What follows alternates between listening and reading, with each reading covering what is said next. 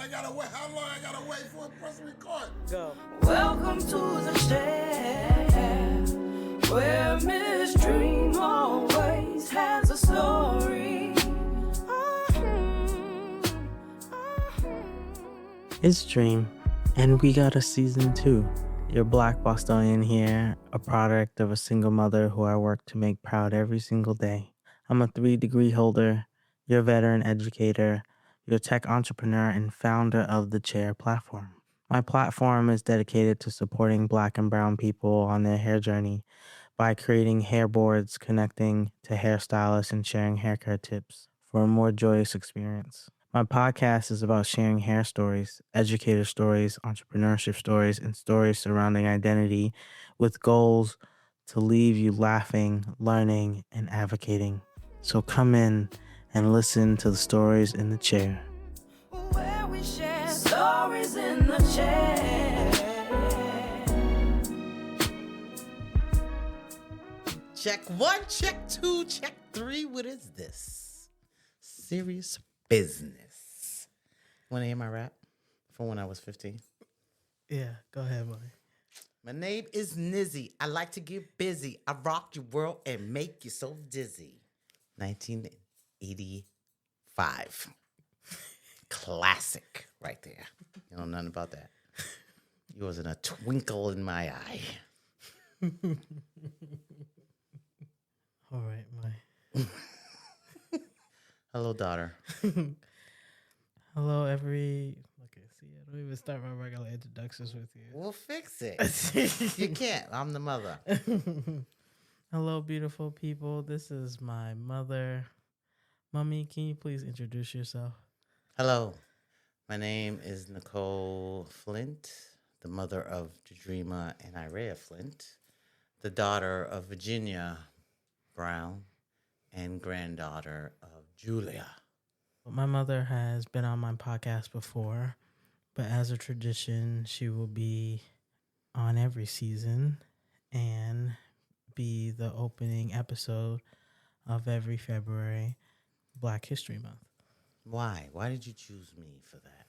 Is it because I'm so black? Yes. And you're also my mother. And if it wasn't for you, I would not be here. That's right. Where's my claps? Oh, man. Okay, Come on. I got you. Thank you. Thank you. Thank you to my womb that I no longer have, but when it was here, thank you for when it was here. TMI. No. Okay. You can say whatever you want to say, buddy. I love it. On this episode, I'm really interested in diving into your hair journey because we did not have the opportunity to chat about that. First of all, let me say this. I did all the colors before Little Kim. That's all I gotta say. Okay. Little Kim saw me and took my style, period. I got receipts. I'll tell you the story. I was a person that was prone to eczema. I had eczema so bad as a child that I was a baby lizard. It was bad. But it also was in my hair. And what would happen... Can you take your bracelet off? Absolutely not. That's so much, Dre. It's going to jingle the entire time. That's because I'm your mother and it's supposed to jingle. That's to let you know that it's me. Anyway, so when I was young, I had eczema really bad. Now, thinking back, it was like hashtag psoriasis. And back then, I was born in the 70s, so back then you had old remedies. So your Nana and your grandpapa, bless his soul. So we're talking about old Southern and West Indian. Imagine the remedies that I had to take. It was from drinking, the memory. I had to drink aloe vera juice from the aloe plants, the juice of it. With no sugar, no... Slimy. It was disgusting. I had to drink that as a child. And then they would take Crisco. The cooking oil? The cooking oil, yes. They would take Crisco and lather it all over my body and then cover me in talc or baby powder, if y'all. But back then it was just talc. So I would look like a ghost. I remember this because I was walking out my room in the middle of the night to go to the bathroom, and your grandpapa was getting up, going to the bathroom, and saw me and screamed, "A duppy!" which means ghost in West Indian. And I was like, no, it's me, you know. So I went through countless remedies to try to get my skin to act right. Then it was winter time, and my mom gave me a hat. Unbeknownst to her, I am allergic to wool. I didn't know. She didn't know. So we put on the hat. I'm itching and scratching all day. My face is breaking out. I'm starting to bleed now. And then when I get home, I take the hat off, and my hair came with. So if you can imagine a first grader, so what is that, 6, 7 years old, with patches gone out of my hair, patches that were gone. But my mother was very creative, because that's what Black folks do. We get creative. So she bought me every single color of headbands. They were really skinny back then. So I think that's where I got my artistic flair from, because I used to take the colors and match. I wouldn't just wear one. I would wear 5, because I didn't have no hair. So I just brushed it back and put on these little headbands and all these little accessories that she would just bring home. So I was a bald-headed girl. And that was it. And then came the jheri curl, or carefree curl, because I needed moisture. So you started off having a very difficult hair journey because of eczema and wool. And all the other allergies that came from that seasonal winter, spring, summer, fall seasonal. But then I got a carefree curl. And how'd you get that? So the neighbor next door. Oh, see, everything back in the day was like, you can just go in the hood and find everything.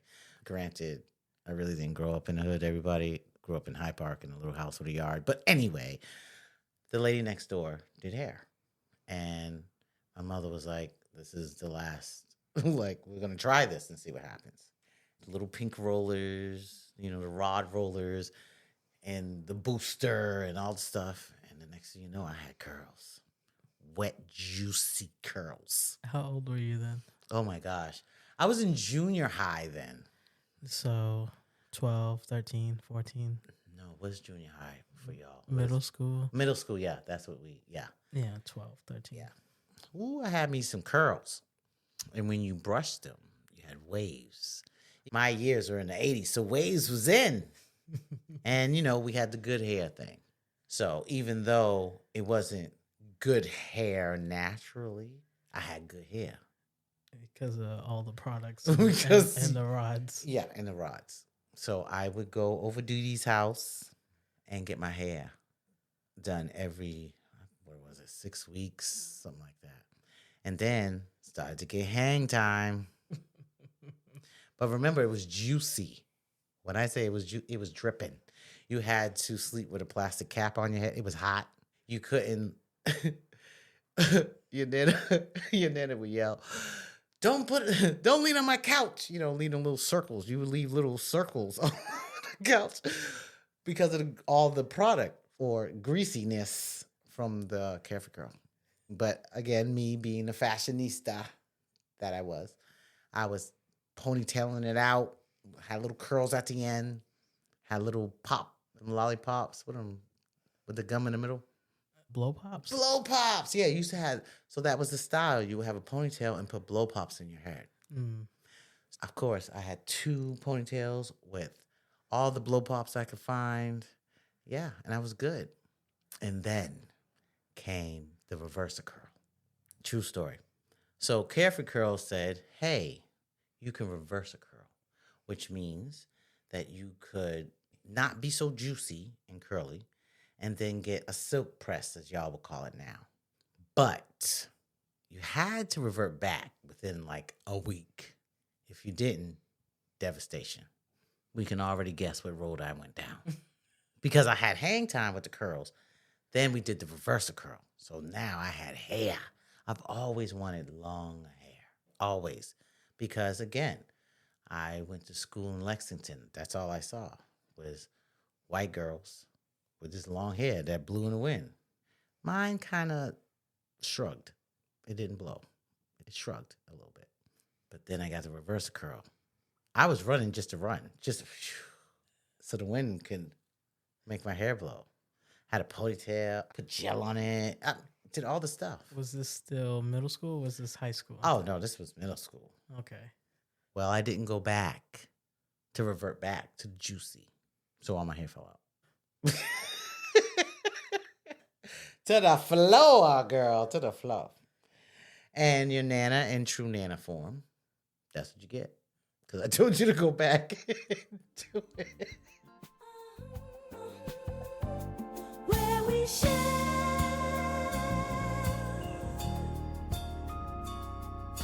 stories in the chair.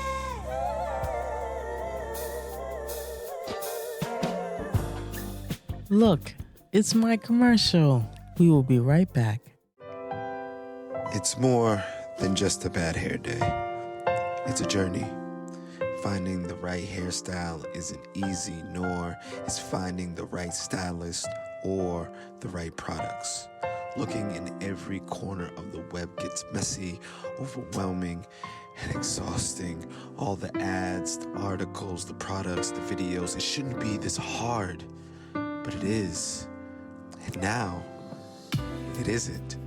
The Chair. A black and brown centered platform where you can design hair boards, connect to hairstylists, and share hair care tips for a new, joyful path on your hair journey. Avoid the clutter, save yourself hours, months, and even years of research and poor trial and error. Everything you need and only what you need is in one place. Hair boards made by people like you, for you. Find the right products, the right people, the right answers for you, stress-free. Join the Chair community and make every day a great hair day. When you share your pain, you allow others to help you. And when you share your success, you help others get theirs. Lean on the Chair. We got you. No stress, no strife. In the chair. The chair. The chair. All right. You're following these fashion trends. You're becoming this fashionista. Bald headed. Yep. So by the time you are a freshman in high school, you don't have any hair. Hold on. But you have colorful headbands. Yeah. Colorful headbands. And blow pops. And blow pops. 9th grade, going to Lexington High School, where you're seeing the older black Meco kids. And you see in their hair, because they're older. You're like, oh, wait a minute. Some people still had the carefree curl going on. Some people reverted to the creamy crack, the perm, creamy crack. So I started doing the creamy crack. Hawaiian silky. It was supposed to make you look Hawaiian and silky.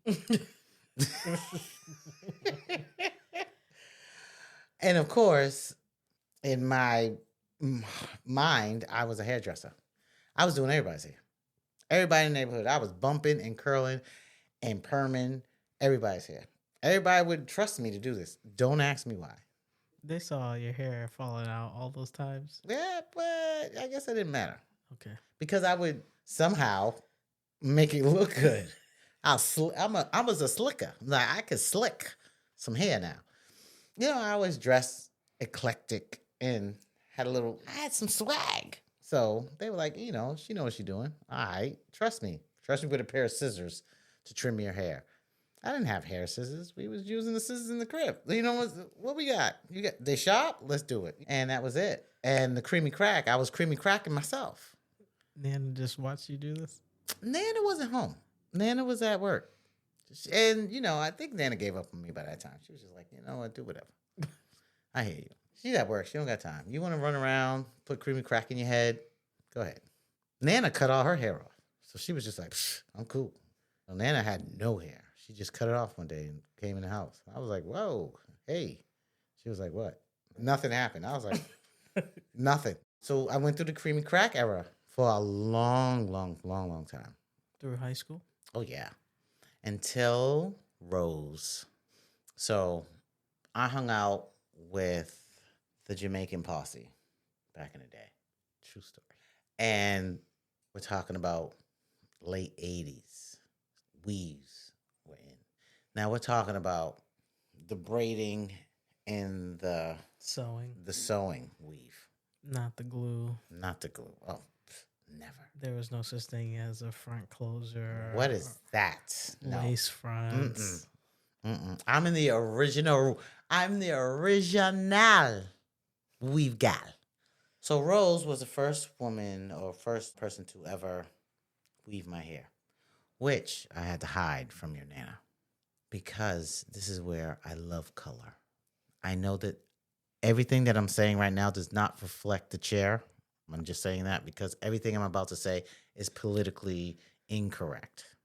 But this is what we knew it as back in 1986, 7. I was like 15, 16 years old. When was I born? Yeah, so 86. 86. Damn, 1986. Okay. 1986, I go to Rose. I say I want to weave. She says, good, Nicole, come. I say, okay. I go to her house. She has weave at her house. Mind you, I don't know whose weave it is. If it's been in somebody else's hair, I don't care. I want it. You braid your hair in a beehive. That was the start of it. It wasn't all these squiggly lines and stuff y'all be doing now. It was just one big round beehive braid. And I then got a China bob. A China bob, back then, that's what the name of it. Sorry if it offends anybody, but that's what we called it. It was a straight bang that went across your eyebrows, right at your eyebrows. And then it was straight on the side, but you had a little layer underneath. So it wasn't like flat. You had some life to it. But underneath my bang, in other words, that first layer of weave was electric blue that you would hide. You could only see it if you would swing your hair a certain way. Do a little swish, swish. Yeah, a little swish, swish. And it's a peekaboo. The hair said, peekaboo. Just like that. As I was having my head under the covers because your Nana was coming home, and she came home from work, and my head was under the covers, and she was talking to me, and I was talking to her with my head under the covers. You know, because I thought that would work. And then she grabbed the covers off, and she looked at me, and she stood there for like, it seemed like eternity. And she said, that's cute. And she walked away. Psh, door open. So I was getting weaves from 15, until ever. Yeah, I stopped getting weaves when I started wearing wigs.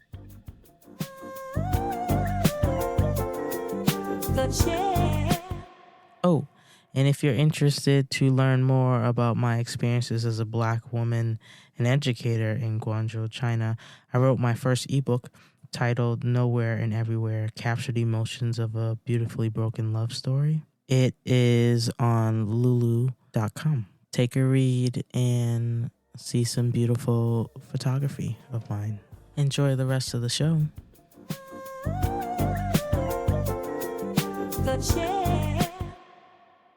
The wig era, when I named them all and I had every color, every length. I would wear them different every day. You know how some people wear a wig and they have it on for the month or the 2 weeks. Wigs are accessories to me. So whatever my outfit called for was the wig that I wore. So every day I look different. Every single day. Now I look back like, wow, I was wild. That's why people didn't know who I was really. Like, who? You didn't look like that yesterday. And it confused the others a little bit. When I walked into certain meetings and I had a bust down 26 on Monday, and then I had a short pixie on Tuesday. That's how extreme it was. So you fall in love with wigs, but you still are, underneath all your wigs, you still have your natural hair. There's been a lot of conversations on the podcast where people use wigs to cover up their hair, or they use weave to cover up your natural hair. But you didn't do that. In between your wigs, did you still do different styles with your natural hair when you were in high school, through college? So I always had some sort of something. I didn't truly wear my hair out. Wow. All right. Until 2007, when yoga found me. That is really where I stopped wearing wigs and wore my hair out and started to show my authentic self. I was hiding under all of that. Plus, it was really hard to do yoga in a wig because it was hot and it would slide, and I didn't use wig glue or anything. So when I started doing just practicing, I would take my wig off in the middle of class and put it on my mat and do what I had to do. And then after class, I would either hold it in my hand or put it back on like a hat, you know what I'm saying? And then walk out. Yoga is what helped me become who I am and be all right with how I looked. I remember when you started your yoga journey, you took all the wigs from out the house and you brought them to Glass, which is like a black and brown focused LGBTQIA plus nonprofit organization here in Boston. And they had voguing lessons and a voguing class, and you brought all your wigs to them, and they were dancing. You sent me videos of them dancing with all the different wigs, and every wig had a name, as Mummy mentioned before. So she was like, "Oh, look at Roxanne," or "Look, look at Shaka Khan, look at Diana Ross dancing," and it's just all her wigs were in a new home. They found a new home. Yeah, I took care of the wigs, and those wigs are expensive. And I was at a point in my life where, and I'm very grateful for yoga finding me, that I didn't need them anymore. I didn't need to disguise myself anymore. I didn't need to be that character. I was a character every day. I mean, it was fun, but I got lost in it. What do you mean by that? When you pretend to be somebody else for so long, you forget who you are. And I did that. I was a teenage mom, right? I was that. And then your sister came. So I was super helicopter mom. And then I got the job. So then I was a community organizer. And then, you know, I was all these different labels. But who was Nicole? Who was I? I mean, and that lasted until 2006, 2007. You were born in 92. Oh, I wasn't supposed to tell your age. Sorry. No. My bad. No, it's fine. But I mean, think about it. From 92 to 2006, I was everything but me. And that's wild when I just said that out loud. Who are you? Do you think that hair for you during that time was a protection? Absolutely. Absolutely. You can see that in people, how they wear their hair. People that have long bangs that cover their eyes. They don't want to see, and they don't want you to see them. Those that have big hair, you're going to see them because they want you to see them. They want you to see them. So they use their hair for that. Short little sexy pixie cuts and sophisticated. Even if you were to ever watch, go to a wig shop, pull up a chair and just watch people put on these different types of wigs. Their mannerisms change to match the hair. It's wild. I love it. It was a fun time. It was like a drug to me. I can be whoever I want to be. If I want to be super sexy, I can put on Roxanne. Or if I wanted to be rough and tough with my afro, you know, I had all of them. But then when it came down to it, though, I lost myself because I believed that hair is a big thing for folks. It was a big thing for me. Thank you, Mommy, so much for sitting in the chair and sharing your stories. In the chair. Y'all didn't know I was one of them singers? Ooh. My mom is not one of the singers. Damn, Dream. She Yeah, let people know. Yeah, and I really am her mother. Yeah, and she really did come from me. I love you, girl. I love you too. I'm super proud of you. Thank you. Thank you for having me in the chair. Welcome to the chair, where Miss Dream always has a story. Thank you for listening to an episode of The Chair. I'm going to share with you a dream of mine. I would love to be on Sesame Street. Sesame Street held my hand through childhood. In my dream, I would be in my big afro or rainbow braids sitting on the stoop sharing hair stories. I would like your help, please, by doing all the things like leave a review, share it with someone who would benefit from hearing this episode. And if you know someone who knows someone who knows someone at Sesame Street, share your favorite episode with them, and I'll make you some of my famous chocolatey hot chocolate. I hope you have a beautiful day, or if you are like me, still up in the middle of the night, I hope you take a deep breath and rest. Love you. Talk to you later. The chair. Hello. Please leave a message after the tone. Dream, hello. I just wanted to tell you you're wonderful.